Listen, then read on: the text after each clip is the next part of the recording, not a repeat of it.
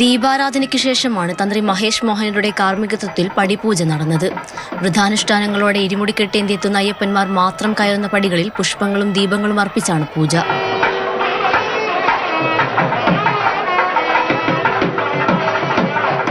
സന്നിധാനത്ത് ആയിരങ്ങളാണ് പടിപൂജ കാണാനും ഒപ്പം തിരുവാഭരണ വിഭൂഷിതനായ അയ്യപ്പനെ കാണാനുമായി കാത്തിരുന്നത്.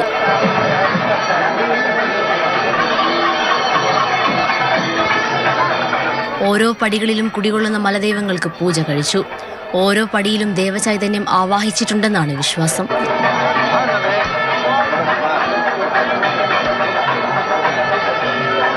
ഉത്സവം പൂർത്തിയാക്കി ശബരിമല നടയടയ്ക്കാൻ ദിവസങ്ങൾ മാത്രം ശേഷിക്കെ ആചാരാനുഷ്ഠാന ചടങ്ങുകൾ കാണാനും തിരുവാഭരണ ചാർത്ത് കാണാനും വലിയ തിരക്കാണ് സന്നിധാനത്ത്.